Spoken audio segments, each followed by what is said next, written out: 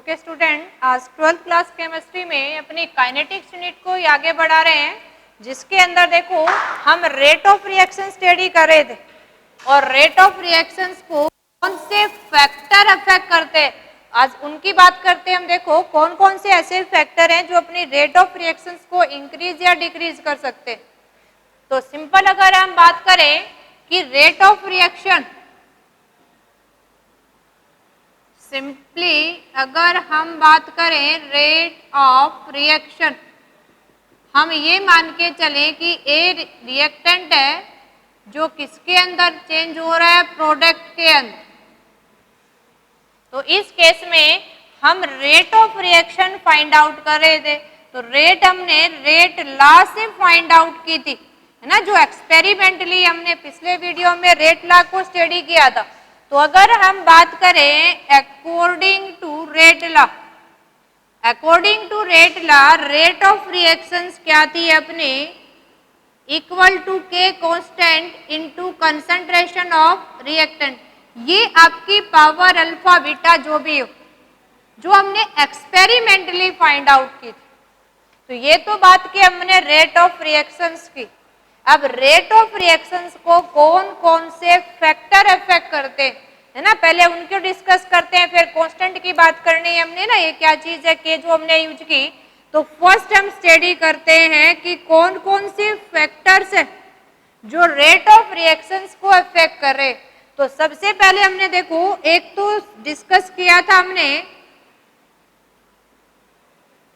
Concentration of reactant, एक है या एक से ज्यादा है तो रिएक्टेंट्स की कंसंट्रेशन क्या है और कंसंट्रेशन कैसे वेरी कर रही है, इसी के साथ रेट क्या होगी, इंक्रीज होगी। और ये रेट के साथ क्या इफेक्ट कर रहा है, यही हमने रेट लॉ ने डिफाइन किया कि rate of reaction is directly proportional to concentration of reactant.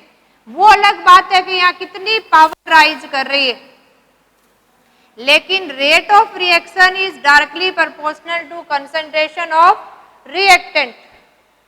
कि अगर हम कंसंट्रेशन ऑफ रिएक्टेंट इंक्रीज करेंगे तो रेट ऑफ रिएक्शंस भी क्या होगी, इंक्रीज होगी। यानी रेट ऑफ रिएक्शंस क्या डायरेक्टली प्रोपोर्शनल है कंसंट्रेशन ऑफ रिएक्टेंट। यानी अगर हमने, आपने याद रखना है सिंपली, अगर कंसंट्रेशन ऑफ रिएक्टेंट हम इंक्रीज करेंगे तो रिएक्शन की रेट भी क्या होगी, इंक्रीज हो जाएगी।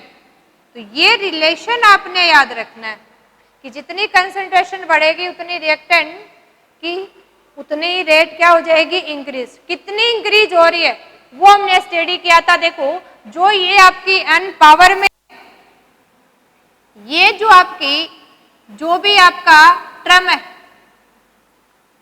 जितनी भी n की वैल्यू हो 1 2 3 4 और इवन क्या हो सकती है, 0 भी हो सकती है, फ्रैक्शन में भी हो सकती है, कुछ केस में कुछ की हम नेगेटिव में ही पढ़ेंगे। ये जो आपकी पावर है, इसी पावर को हम क्या बोलते हैं, ऑर्डर, है ना, ये भी डिस्कस किया था हमने। तो ये डायरेक्टली डिपेंड करती है कंसंट्रेशन पे। तो जब भी जनरल टर्म में हम यूज करेंगे तो यही कहेंगे कि रेट ऑफ रिएक्शन से डायरेक्टली प्रोपोर्शनल है कंसंट्रेशन ऑफ रिएक्टेंट और इंक्रीज हो रही है। बाकी कितना इंक्रीज हो रही है, कैसे इंक्रीज हो रही है, ये हमने अपने पिछले वीडियो में एक स्पेशल केस लेके ऑर्डर ऑफ रिएक्शंस में आपको इंक्रीज करके दिखाया था ना। इसको कांस्टेंट की बात करेंगे एक बार, फिर डिस्कस करेंगे। नेक्स्ट वन अगर फैक्टर देखें कि कौन कौन से फैक्टर हैं जो रेट ऑफ रिएक्शंस को अफेक्ट कर रहे हैं, तो सेकंड वन हम करते हैं nature of reactant. Nature of reactant, आपका नेचर कैसा है, यानी जो रिएक्टेंट यूज कर रहे हैं वो आयनिक है या कोवलेंट है। अब आयनिक अगर होगा तो उस केस में जैसे हम ये बात करें तो सोडियम क्लोराइड पहले से आयन फ्री है। और अगर कोई भी कोवलेंट की बात करें, कोवलेंट में क्या होगा, कोवलेंट बॉन्डेड होती है। यानी अगर हम सिंपली यहां बात कर ले कि आपने यहां बॉन्डिंग को ब्रेकअप करना है CH4 की, तो यहाँ तो कार्बन हाइड्रोजन के बीच में सिंगल बॉन्डेड है। अब जब भी ये रिएक्टेंट प्रोडक्ट बनाएगा तो हमें पता है कि पहले ओन्ड बॉन्ड तोड़ना पड़ेगा, और आयनिक कंपाउंड है तो पहले से ही बॉन्ड ब्रेकअप है। तो इसी नेचर ऑफ रिएक्टेंट के बेसिस पे हमने 3 टाइप्स ऑफ रिएक्शन की थी, वेरी फास्ट रिएक्शन, या कहें कि वेरी स्लो रिएक्शन, या मॉडरेट रिएक्शन। तो ये आयनिक वाली तो आपकी कैसी होगी, वेरी फास्ट, और जिसके अंदर जितनी ज्यादा स्ट्रॉन्ग बॉन्डिंग है वो स्लो रिएक्शन, और इन बिटवीन है जो पोलर कोवेलेंट बॉन्ड होती है तो मॉडरेट है ना। तो ये हमने types of reaction according to nature of reactant पढ़ी थी। तो कौन सा नेचर ऑफ रिएक्टेंट है, क्योंकि जब भी प्रोडक्ट बनता है तो ओल्ड बॉन्ड टूटेंगे, न्यू बॉन्ड फॉर्मेशन होता है। इसी के केस में सिंपली अगर आप ये देखें कि आपने सिर्फ हाइड्रोजन और आयोडीन को मिलाना है और दोनों के मिलने से यहाँ HI बनना है, तो ये हाइड्रोजन और आयोडीन में बॉन्ड कब बनेगा, जब ये पहले वाला बॉन्ड ब्रेकअप होगा। तो ओल्ड बॉन्ड तो ब्रेकअप करने हैं, न्यू बॉन्ड फॉर्मेशन। तो रिएक्टेंट कितना है, कैसा है, उस पर डिपेंड करेगा कि अगर स्ट्रॉन्ग बॉन्ड है तो एनर्जी हमें देनी पड़ेगी, तो रेट ऑफ रिएक्शन कम हो जाएगी। पहले से बॉन्ड टूटे हुए हैं तो एनर्जी देनी ही नहीं पड़े हमें, तो रिएक्शन क्या हो जाएगी, फास्ट। तो किस पे डिपेंड करता है, नेचर ऑफ रिएक्टेंट पे। थर्ड वन अगर फैक्टर की बात करें, थर्ड वन फैक्टर है अपना टेम्परेचर। देखो जनरली तो हम एक्सोथर्मिक एंडोथर्मिक रिएक्शन में थर्मोडायनेमिक्स में पढ़ते हैं कि एक्सोथर्मिक रिएक्शन है, टेम्परेचर इंक्रीज करें तो क्या हो जाएगा, डिक्रीज, और एंडोथर्मिक में क्या हो जाएगा, इंक्रीज। लेकिन यहाँ हम सिंपल काइनेटिक्स की बात करें, थर्मोडायनेमिक्स की नहीं, हम काइनेटिक्स रेट फाइंड आउट करें। तो आपने ये ध्यान रखना है कि टेम्परेचर के साथ जो याद रखने वाली की चीज है, डायरेक्टली एमसीक्यू क्वेश्चन में डायरेक्ट क्वेश्चन पूछ लिया जाता, आप देखोगे कि हम सोल्व कैसे करें, फार्मूला लगाएं, नहीं, आपने डायरेक्ट आंसर देना है। क्या याद रखेंगे, for every increase in 10 degree Celsius या 10 केल्विन बोले की बात है, क्योंकि डिफरेंस तो सेम रहेगा। For every increase in 10 degree Celsius of temperature, rate of reactions become double और ट्रिपल। लेकिन इस केस में भी अगर एक आंसर देना है तो आपने किसको करना है, डबल को सिलेक्ट करना है, और डबल और ट्रिपल के बीच का इंक्रीज होता है, यानी एवरी 10 डिग्री राइज इन से 2 और 3 टाइम्स रेट क्या हो जाती है आपकी, इंक्रीज हो जाती है। अब 2 और 3 यहाँ इंडिकेट करें तो हम 2 टाइम मान के चलते हैं, यानी 3 टाइम से कम और 2 टाइम से ज्यादा। तो इसलिए हम कहते हैं कि every 10 degree rise reaction rate become double. जब आपने मैथमेटिकली निकालना हो तो जो ओल्ड रेट थी उसी को डबल कर देते हैं। तो ऑप्शन अगर आपका 2 और 3 टाइम के इन बिटवीन 2 और 3 है तो ये नहीं, हम किसको सिलेक्ट करेंगे कि एवरी 10 डिग्री राइज से डबल हो जाएगी रेट ऑफ रिएक्शन। और इसको एक्सप्रेस करते हैं हम टेम्परेचर कोफिशिएंट की टर्म में। किसकी टर्म में एक्सप्लेन करते हैं, टेम्परेचर कोफिशिएंट। और टेम्परेचर कोफिशिएंट क्या होगा, देखो यहां यानी टेम्परेचर क्या होगा आपका T + 10 degree divided by temperature at T degree Celsius. ये जो टेम्परेचर का रेशो है इसी को क्या बोलते हैं, टेम्परेचर कोफिशिएंट। कि T टेम्परेचर का T प्लस जितना रेशो आएगा वही क्या है इसका टेम्परेचर कोफिशिएंट। यानी every 10 degree rise in temperature से rate of reaction become double. और कोफिशिएंट निकालना है तो हमने temperature higher temperature lower temperature का क्या करना है, रेशियो निकालेंगे, वही क्या हो जाएगा टेम्परेचर कोफिशिएंट। अब देखो बाकी डिटेल से हम बात करेंगे इसकी जब कोलिजन थ्योरी के बाद एक्टिवेशन एनर्जी, और उसको हम डिटेल से स्टडी करेंगे। यहाँ अपना जो नेक्स्ट फैक्टर है वो नेक्स्ट फैक्टर कौन सा हो जाएगा? देखो टेम्परेचर के अलावा अगर हम बात करें यहाँ, जैसे अपना यहाँ थर्ड वन फैक्टर हो गया टेम्परेचर, और यहाँ फोर्थ वन फैक्टर की बात करें, फोर्थ वन फैक्टर कौन सा है? Surface area of reactant. देखो रिएक्टेंट का कितना सरफेस एरिया होगा, जितना ज्यादा सरफेस एरिया होगा उतनी रेट ऑफ रिएक्शन क्या हो जाएगी? फास्टर हो जाएगी। इसका अच्छा सा एग्जांपल ले सकते हो आप, अगर आपने इक्वल वेट ऑफ वुड को बर्न करना है और एक आप लकड़ी को जलाने के लिए पूरे का पूरा बंडल ले लेते हैं और एक उसी को पीसेस में बर्न करते हैं, तो कौन सा फास्टली जलेगा? जो पीसेस है। या ये कहें कि हम कॉपी में से फाड़ फाड़ के पूरी कॉपी को जलाना है आपने, एक तो पूरी कॉपी को आपने आग लगा दी है, बर्न कर रहे हो, तो वो धीरे धीरे जलेगी, और एक एक पेज को फाड़ करके जला रहे हो तो उसका सरफेस एरिया बढ़ जाएगा ना। एक एक पेज को अगर हम पूरे फर्श के ऊपर अगर यहाँ लाई करके देखें, लगा के देखें, तो सरफेस एरिया बहुत बड़ा हो जाता है। तो इसी तरह से सरफेस एरिया के साथ रेट ऑफ रिएक्शंस क्या होगी? इंक्रीज। तो ये याद रखेंगे, इंक्रीज इन सरफेस एरिया। अगर सरफेस एरिया इंक्रीज हो रहा है तो अपनी क्या होगी? रेट ऑफ रिएक्शंस भी क्या हो जाएगी? इंक्रीज हो जाएगी। इसी के केस में आप इजीली एग्जाम्पल दे सकते हो, लॉग ऑफ वुड, या फिर हम क्या कहें? Pieces of would.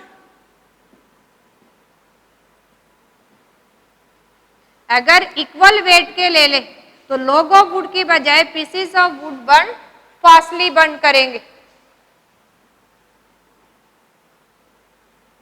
और जो कितना फास्टली प्रोसेस हो रहा है उसी के लिए हम क्या बोलते हैं? Rate of reactions. कई बार आपको एग्जांपल इस फॉर्म में मिल सकता है कि एक बार आपको क्या दे दिया है? पाउडर्स, और एक बार कहे कि आपको सीट यूज कर ली है किसी भी रिएक्टेंट की, या क्रिस्टल की फॉर्म में यूज कर रहे, तो कौन सा रिएक्शन फास्टली करेगा? पाउडर फॉर्म में। क्यों करेगा? क्योंकि इसका लार्जर सरफेस एरिया है ना, तो जिसका लार्जर सरफेस एरिया होगा वो फास्टली रिएक्ट करेगा। इसको सरफेस केमिस्ट्री में भी आगे सरफेस का इफेक्ट पढ़ते हैं तो वहां भी स्टडी करेंगे। या एक और फिफ्थ वन फैक्टर हम स्टडी करते हैं, और ये फिफ्थ वन फैक्टर क्या है आपका? Presence of catalyst. Presence of catalyst. अब देखो एक वर्ड आ गया कैटलिस्ट। कैटलिस्ट क्या है? कोई भी इनऑर्गेनिक सब्सटेंस, ये मेटल हो सकता है, आयंस हो सकता है, कोई कंपाउंड हो सकता है, यानी any substance, it may be metal, ion और compounds that enhance the rate of reactions. और जनरली कैटलिस्ट है तो क्या करता है? Increase the rate of reactions. तो कैटलिस्ट क्या होता है आपका? एनी सब्सटेंस, ये सब्सटेंस देखो कोई भी मेटल्स हो सकता है, मेटल आयन हो सकता है, और कोई भी कंपाउंड भी हो सकता है। जैसे हम बात करते हैं कि आपका ये कहें कि प्लेटिनम है, पैलाडियम है, टंगस्टन है, बहुत सारे कैटलिस्ट हमारे पास हैं जो रिएक्शन को कैटलाइज करते हैं।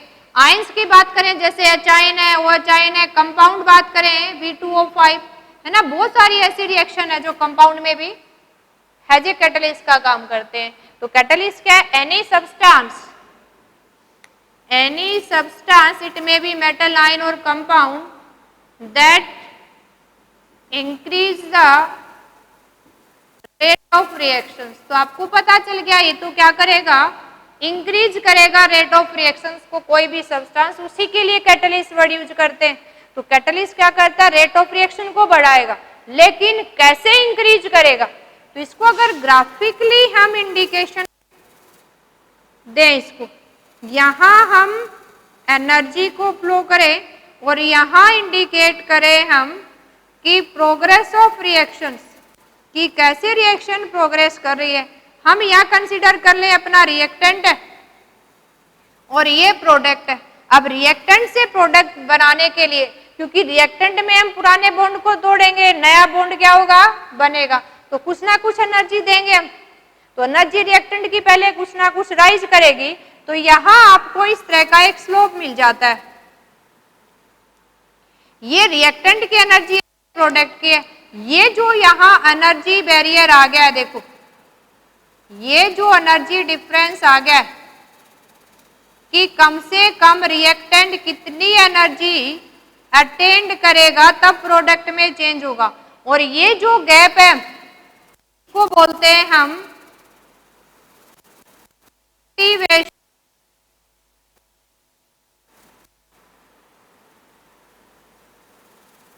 Activation energy. यानी इस बॉन्ड को, पुराने रिएक्टेंट में बॉन्ड है उसको तोड़ने के लिए इतनी एनर्जी तो हमें चाहिए।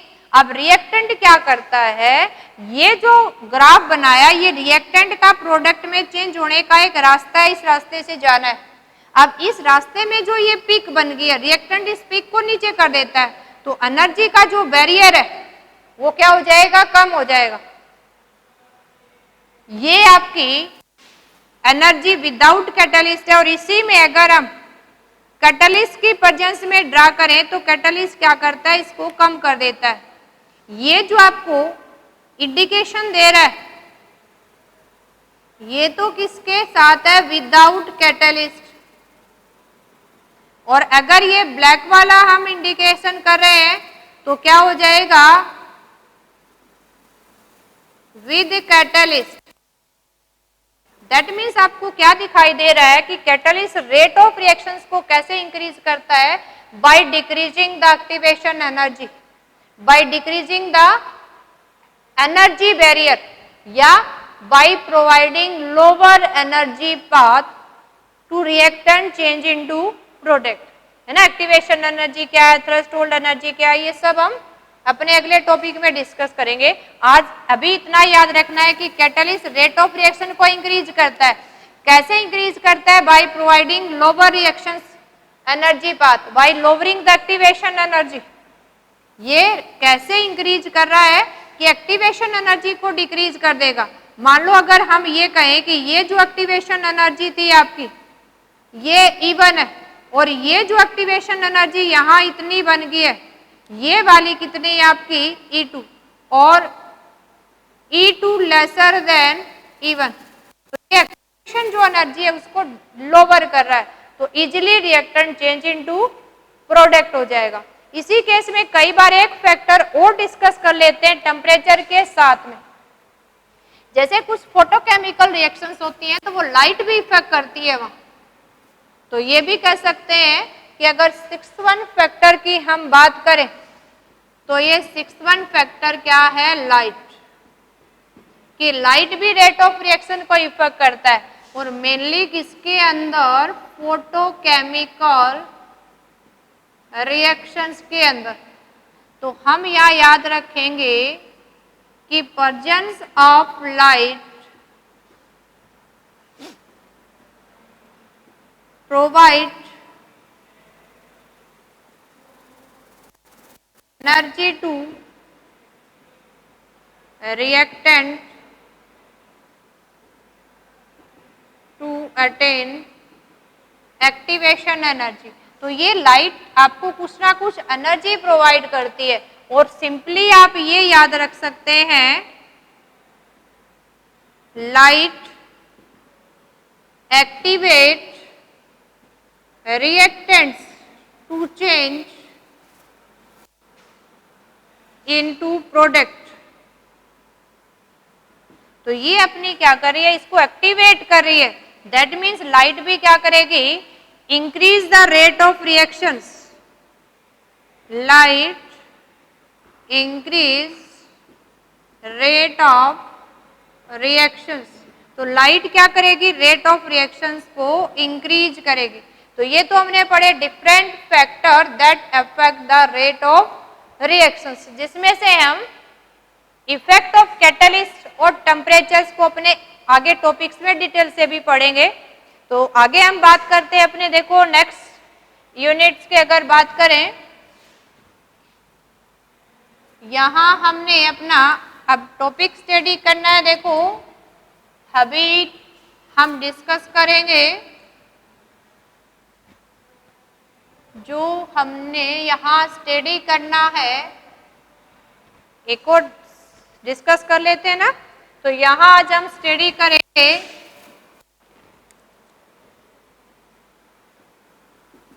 Unit rate and rate constant. हम रेट और रेट कांस्टेंट की यूनिट स्टडी कर रहे हैं। देखो अभी अब यहाँ सिंपली अगर बात करें, हम जब भी रेट ऑफ रिएक्शंस की बात करते, क्योंकि मेनली अपनी पूरी यूनिट में चलना तो यही है रेट ऑफ रिएक्शंस, तो हमने यहाँ डिस्कस किया था रेट लॉ के अनुसार अपनी रेट क्या हो जाएगी, K into concentration of reactant raise to power n।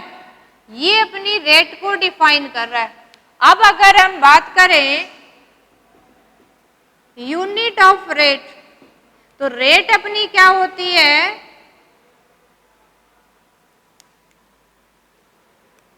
Change in concentration upon time. अब हमें पता है अगर आपने रेट को राइट करना है तो क्या होगी ये कंसंट्रेशन अपॉन टाइम। और अगर हम यहां बात करें कंसंट्रेशन को किस में राइट करते हैं, हम मोलरिटी में, और टाइम को ले सकते हो सेकंड में या मिनट में या आवर में, जिसमें भी आपको यूज करना हो। स्टैंडर्ड यूनिट कौन सी है आपकी, सेकंड। और मोलरिटी की जगह आप क्या लिख सकते हो, मोल पर लीटर। दैट मीन्स अगर आपने रेट की यूनिट राइट करनी है तो कंसंट्रेशन के लिए तो क्या लिखोगे, मोल पर लीटर, और टाइम के लिए क्या लिखोगे, पर सेकंड। तो ये क्या हो जाएगी आपकी यूनिट ऑफ रेट। तो एक चीज तो आपने ये ध्यान रखनी है, ये तो फिक्स रहेगी, ये तो क्या रहेगी, फिक्स। अब अगर हम बात करें नेक्स्ट वन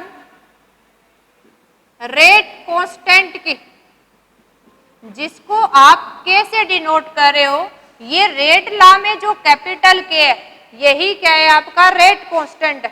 क्या है ये, रेट कांस्टेंट है। अब रेट कांस्टेंट क्या होगा आपका,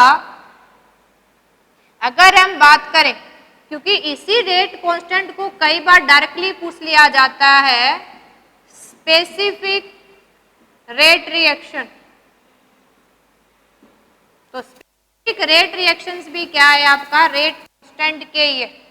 तो आपने कई बार हमसे स्पेसिफिक रेट रिएक्शन की डेफिनेशन पूछ लिया जाती है या रेट कांस्टेंट की। तो पहले डेफिनेशन अगर याद रखें, देखो रेट इक्वल टू क्या है, के इंटू कंसंट्रेशन ऑफ रिएक्टेंट। अगर हम ये मान के चलें कि कंसंट्रेशन ऑफ रिएक्टेंट 1 है, तो आपकी इस इक्वल टू क्या होगी, रेट कांस्टेंट। तो ये भी डिफाइन कर सकते हैं कि स्पेसिफिक रेट रिएक्शन या रेट कांस्टेंट क्या है, rate of reaction when concentration of each of reactant is unit. यानी जो अपना के है या स्पेसिफिक रेट कांस्टेंट है, इसको कैसे डिफाइन करेंगे, it is when concentration of each of reactant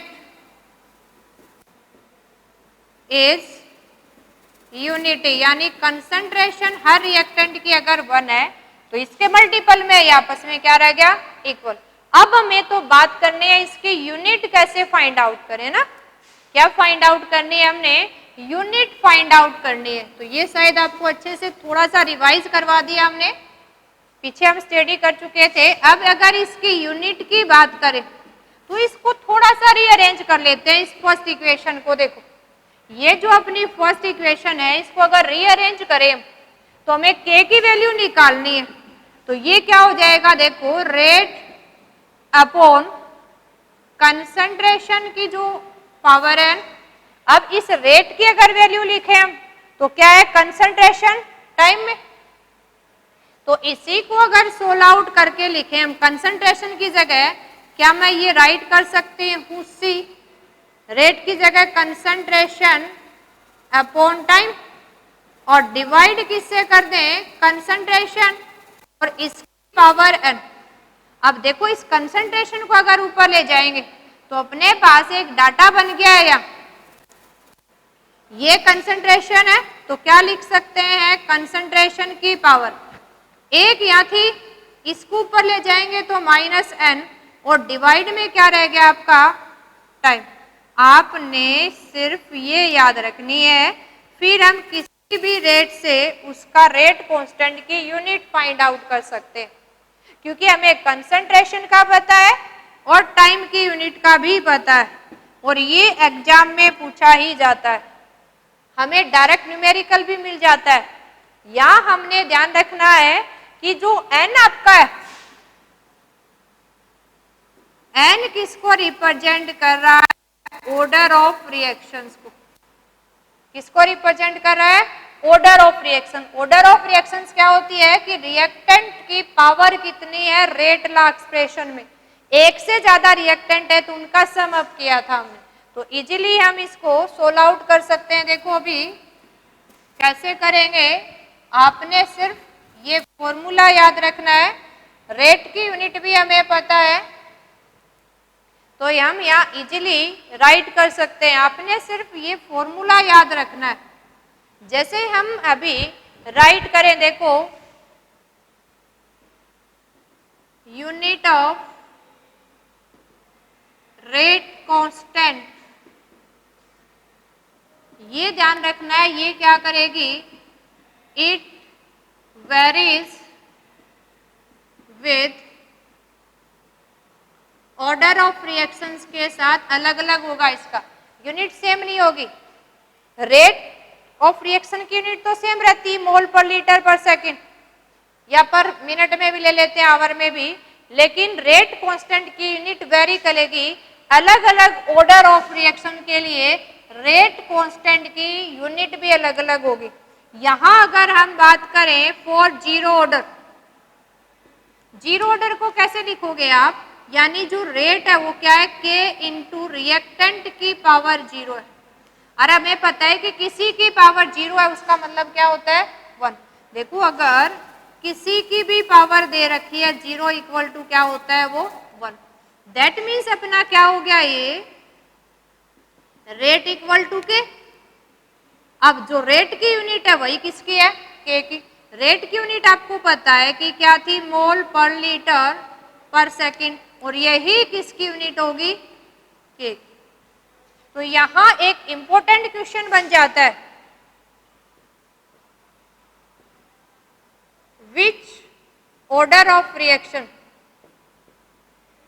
have same unit for rate and rate constant. तो ये क्वेश्चन भी आपने ध्यान रखना है कि कौन सी ऑर्डर की रिएक्शंस के लिए सेम यूनिट होगी, किसके लिए, रेट एंड रेट कांस्टेंट, यानी आर और के की सेम यूनिट कब होगी, फॉर जीरो ऑर्डर रिएक्शंस। किसके लिए होगी, फॉर जीरो ऑर्डर रिएक्शन, है ना, डायरेक्ट क्वेश्चन बन जाता है इसके ऊपर। नेक्स्ट वन हम बात करते हैं, देखो ये तो कि हमने जीरो ऑर्डर की। सेकेंड वन अगर बात करें, आपके पास फर्स्ट ऑर्डर रिएक्शन है। फर्स्ट ऑर्डर आते हैं, आपने ध्यान रखना है एन की वैल्यू फर्स्ट है, फॉर्मूले में हम इजीली एन की वैल्यू 1 पुट कर दो और इजीली क्या करेंगे, या फाइंड आउट कर लेंगे ये फॉर्मूला यूज करके। यानी अगर हमने के की वैल्यू निकालनी है तो आपने क्या करनी है, कंसंट्रेशन की पावर 1 माइनस 1 और अपॉन टाइम। 1 माइनस 1 क्या हो गया है आपका, कैंसिल, जीरो, जीरो की पावर 1, यानी अपनी यूनिट क्या होगी, इनवर्स ऑफ टाइम।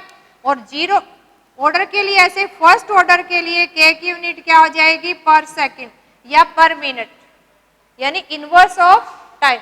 तो एक क्वेश्चन यहां से बन जाता है कि which order of reactions, rate of reactions, या कहें कि rate constant is independent of concentration, क्योंकि यहाँ कंसंट्रेशन का कोई टर्म आया ही नहीं है अपना।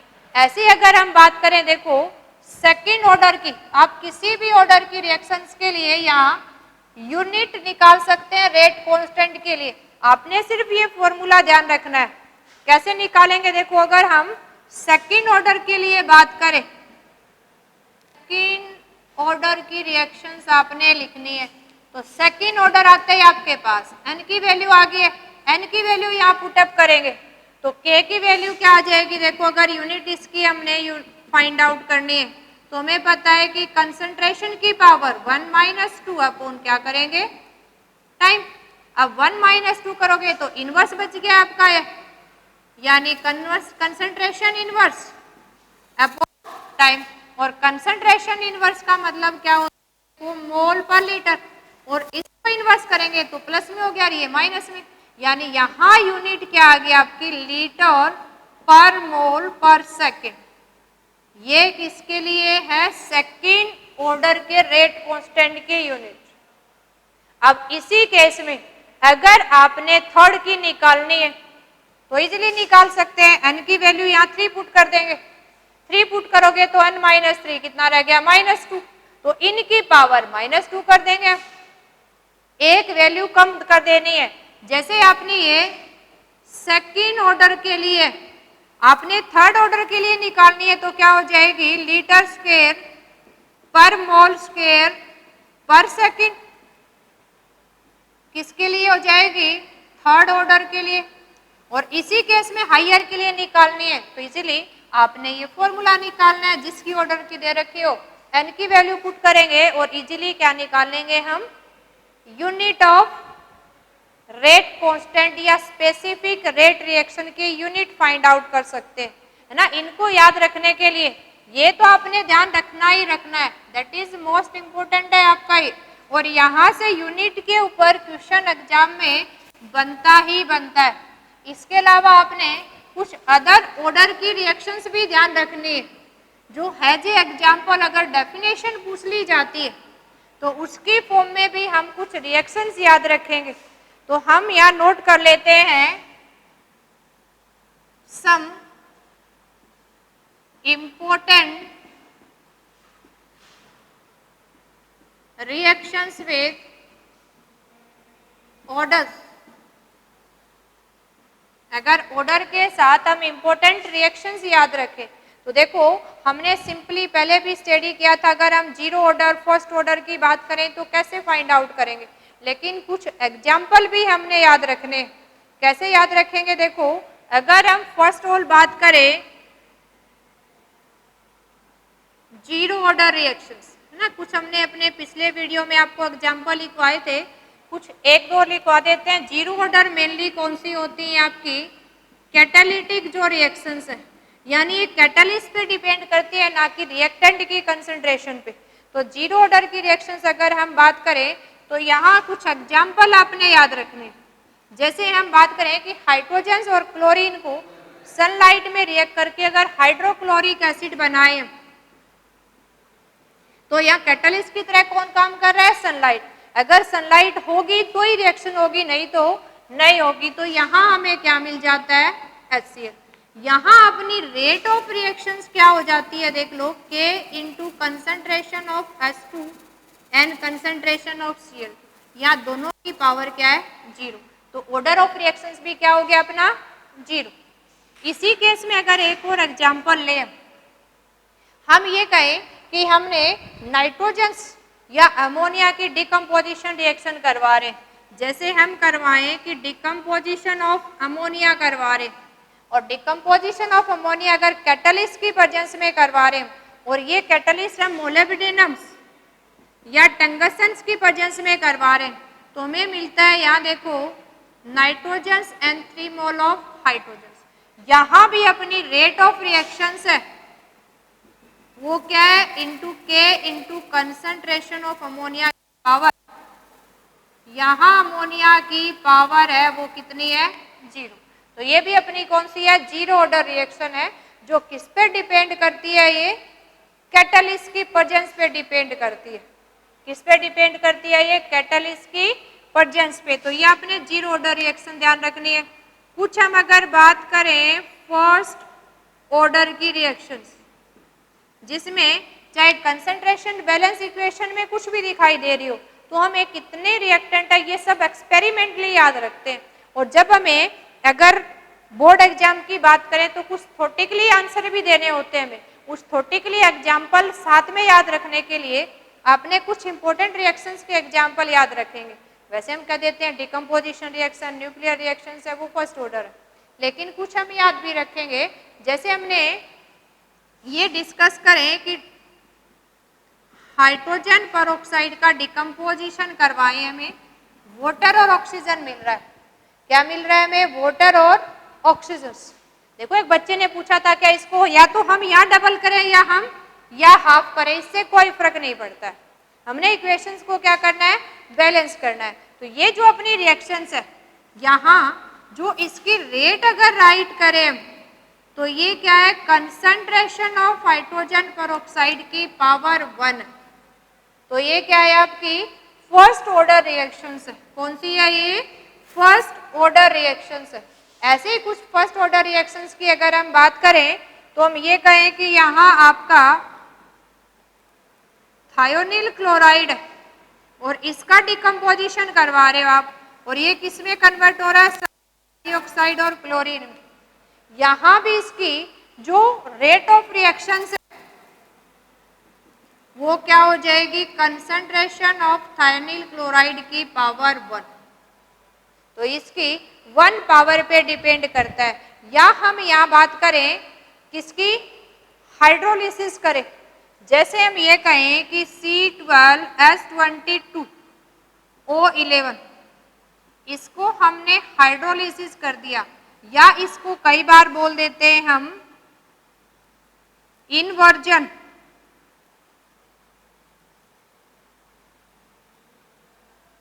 Of sugar. किसका एग्जाम्पल है?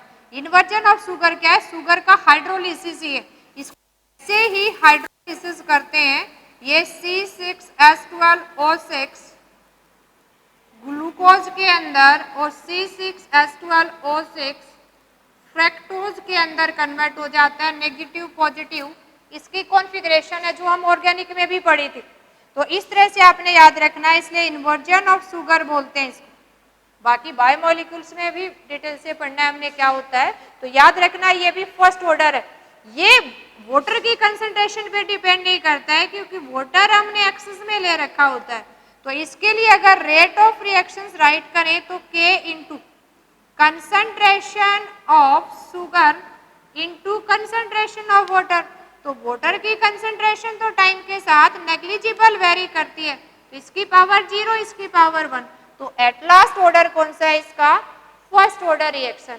ऐसे अगर हम बात करें देखो कुछ सेकंड ऑर्डर या थर्ड ऑर्डर की रिएक्शंस की, तो सेकंड ऑर्डर की बात करें देखो हम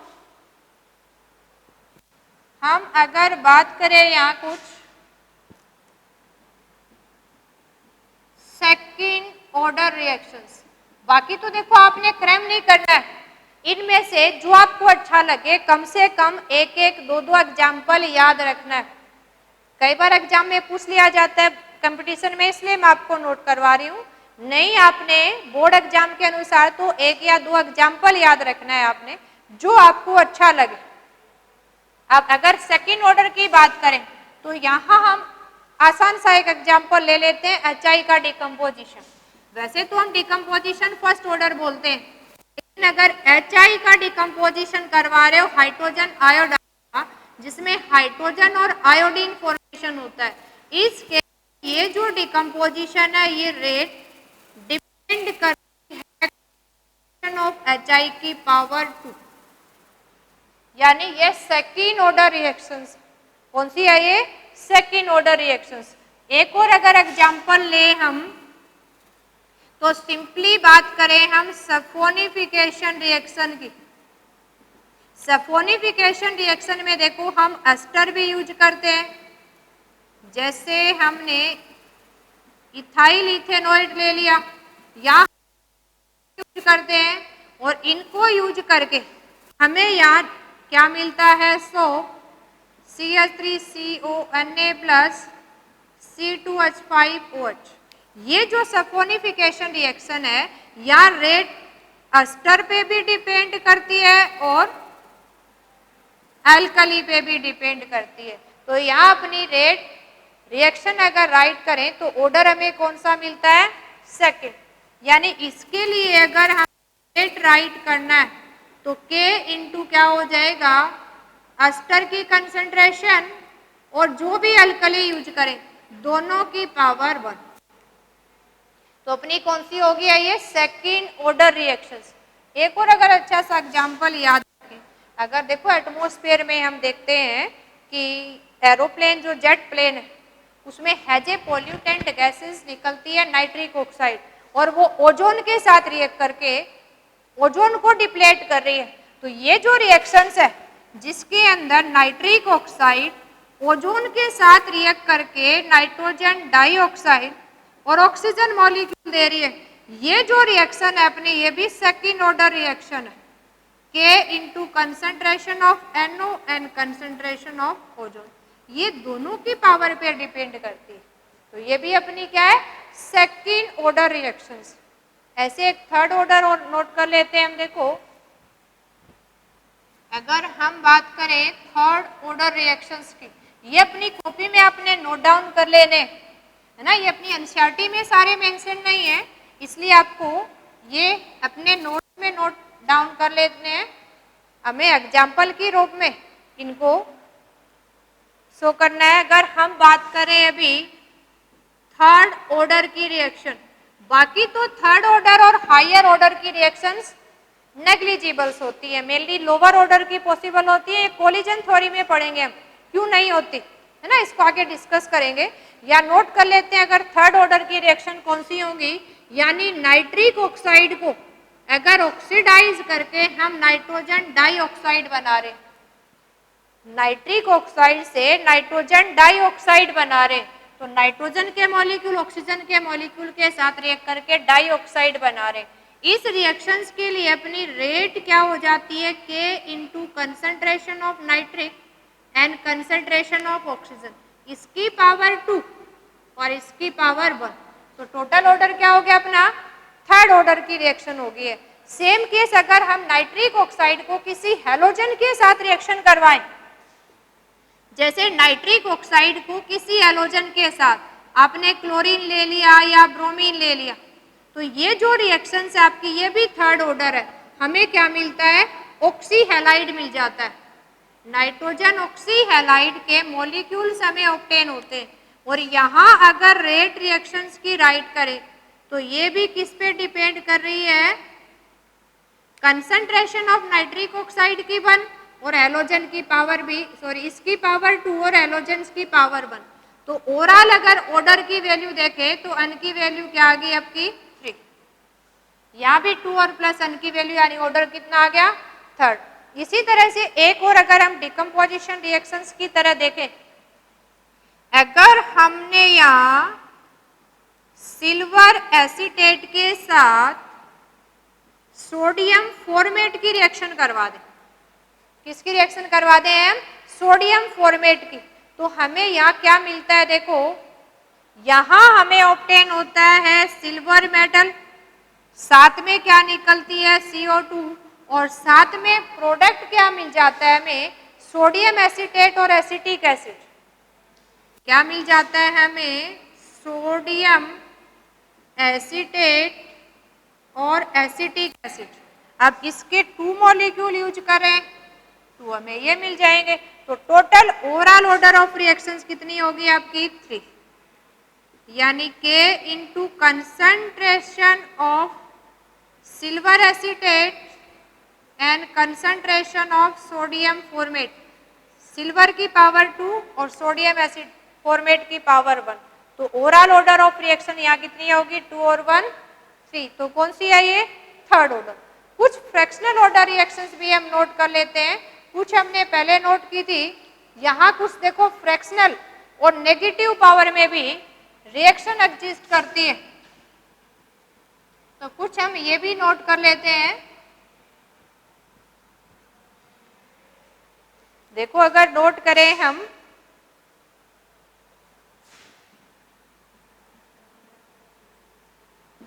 फ्रैक्शनल और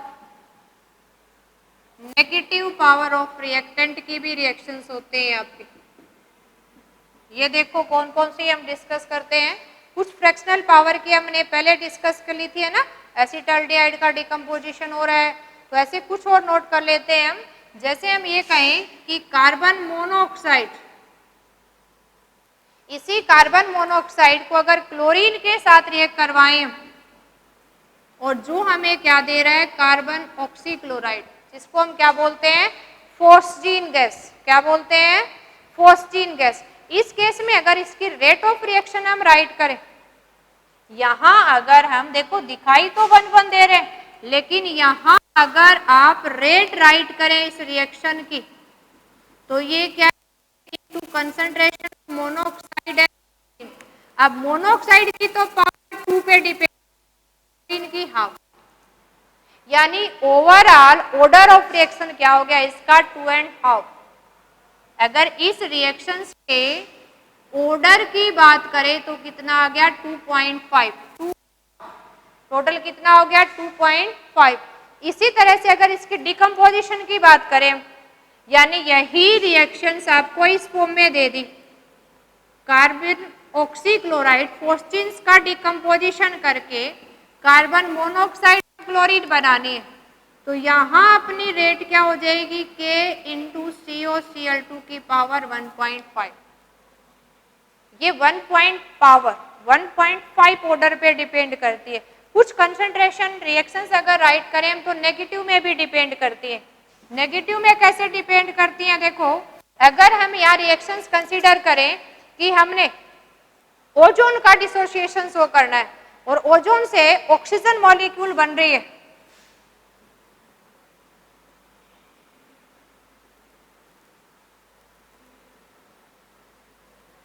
इस केस में आपके पास O3 है और ये आपको क्या दे रहा है, मॉलिक्यूल ऑफ ऑक्सीजन। ये जो रिएक्शंस है आपकी वैसे तो रिवर्सिबल चलती रहती है स्ट्रेटोस्फीयर के अंदर।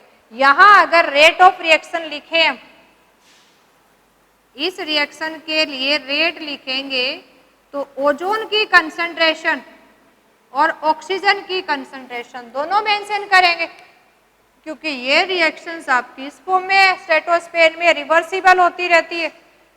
यहां अगर order of reaction find out easily कर सकते हैं, ओजोन की पावर 2 पे डिपेंड करती है और ऑक्सीजन पावर 1। तो ये भी आपने ध्यान रखना है कि कुछ रिएक्शन ऐसी भी हो सकती है जिसमें रिएक्टेंट की नेगेटिव पावर पे डिपेंड करती है, क्योंकि ये रिएक्शन अगर हम देखें स्ट्रेटोस्फीयर के अंदर कंटिन्यू चलती रहती है, ओजोन से ऑक्सीजन, ऑक्सीजन से ओजोन, यूवी रेज की प्रेजेंस में। तो यहां देखें तो अपनी ओजोन की तो सेकंड पावर है, यानी विद रिस्पेक्ट टू ओजोन तो सेकंड ऑर्डर है, और विद रिस्पेक्ट टू ऑक्सीजन क्या है, -1। तो ऐसी रिएक्शन भी है जिसका ऑर्डर नेगेटिव में रिएक्टेंट का एग्जिस्ट करता है। तो ये हमने different rate of reactions, rate की यूनिट और रेट कांस्टेंट की यूनिट को डिस्कस किया। नेक्स्ट वीडियो में डिस्कस करेंगे कुछ इसी से रिलेटेड इंपॉर्टेंट क्वेश्चंस और न्यूमेरिकल्स को। Okay, thank you student.